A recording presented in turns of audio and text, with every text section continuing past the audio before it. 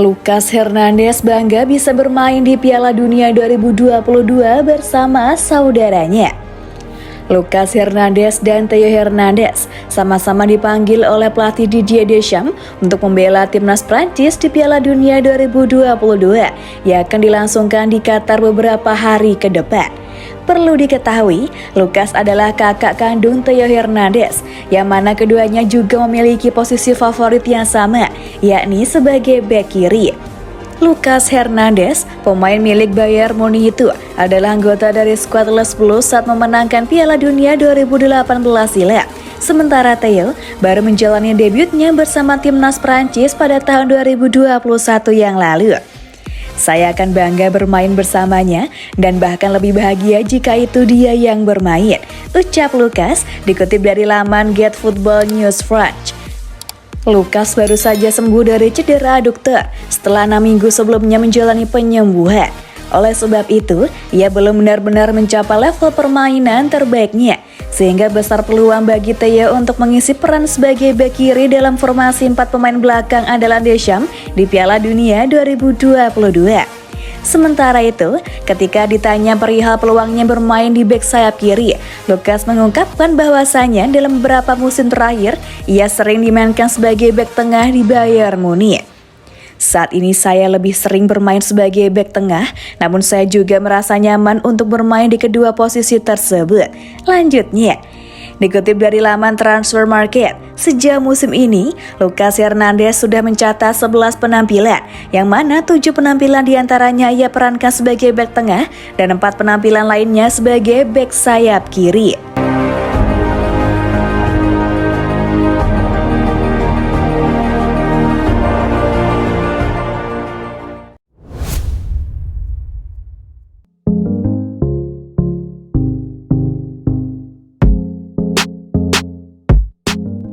Ketok palu, 3 pemain ini bakal guncang AC Milan di bursa transfer Januari.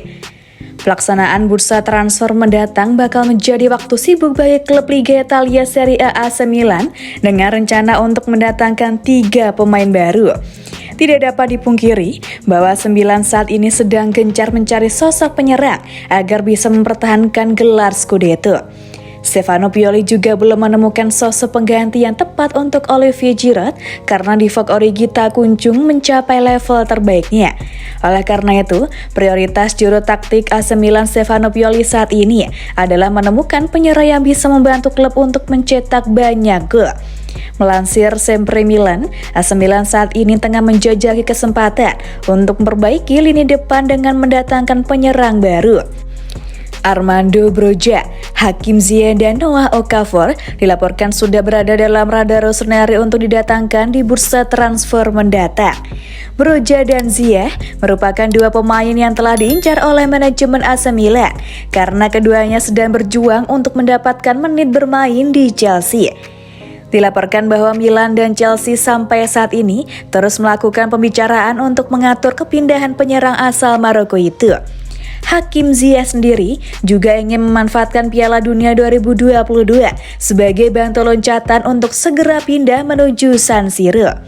Sedangkan Broja sejatinya sudah lama berada di dalam radar Paolo Maldini dan Frederic Massara karena percaya jika striker muda itu bisa menjadi penyerang masa depan Milan. Tapi, pilihan teratas untuk mendatangkan penyerang baru tetap kepada pemain RB Salzburg, Noah Okafor. Alasan mengapa Okafor sebagai prioritas Milan karena Chelsea telah mengikat Armando Broja dengan kontrak jangka panjang hingga 2028. Kendati demikian, Rossoneri masih memiliki kesempatan untuk meminjam Broja ketimbang harus membelinya dengan harga yang mahal. Selain itu, ketertarikan Chelsea pada Rafael Leao tentu bisa menjadi salah satu kunci penting bagi AC Milan untuk mendatangkan Hakim Ziyech ataupun Armando Broja.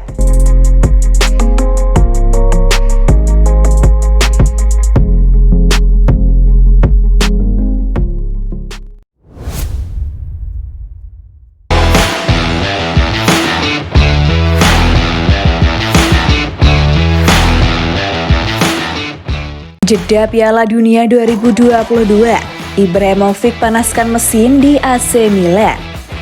Jeda Piala Dunia 2022, akan dimanfaatkan Zlatan Ibrahimovic untuk mengembalikan kebugarannya. Penyerang Swedia itu siap panaskan mesin di AC Milan. Ibrahimovic belum bermain sama sekali musim ini. Cedera lutut memaksanya rehat di paruh pertama musim ini hingga jeda Piala Dunia 2022. Memanfaatkan liburnya kompetisi atas digelarnya Piala Dunia 2022, AC Milan sendiri akan menggelar pemusatan latihan pada 11 hingga 20 Desember mendatang. Rencananya, Dubai menjadi destinasi untuk terus membuat pemainnya berkeringat. Menurut Football Italia, Zlatan Ibrahimovic dikabarkan akan mengikuti pemusatan latihan tersebut. Momen itu akan penting bagi pemain berusia 41 tahun tersebut mempersiapkan diri untuk merumput kembali. Meski sudah sering dililit cedera, Ibrahimovic masih diandalkan oleh AC Milan. Musim lalu, ia turut membuat 8 gol dan 3 assist dan membantu Rossoneri merengkuh Scudetto.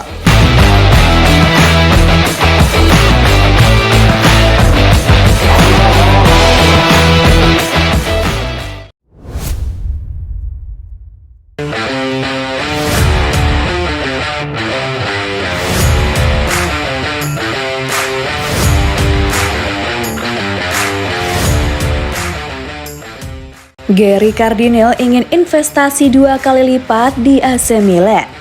Pemilik Redbird Gary Cardinale menjelaskan mengapa begitu banyak investor asing ingin masuk ke klub Serie A dan sepak bola secara umum.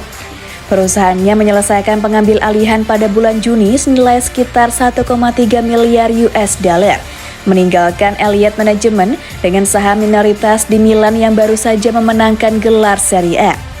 Redbird hanyalah salah satu dari banyak investor Amerika yang telah memutuskan untuk melakukan investasi di sepak bola Italia, dan Cardinale menjelaskan mengapa ini adalah tempat yang berada dalam periode ketidakpastian global secara keseluruhan di pasar keuangan.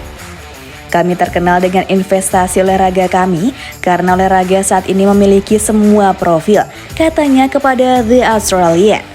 Kami berupaya menempatkan minimal 2 kali lipat dari investasi kami dan kami menanggung 2,5 hingga 3 kali lipat dari uang kami selama periode waktu yang wajar.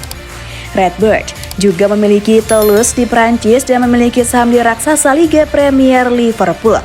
Meskipun Cardinale meyakinkan mereka tidak akan meningkatkan itu, bahkan setelah Fenway Sport Group mengumumkan bahwa mereka telah menjual Liverpool.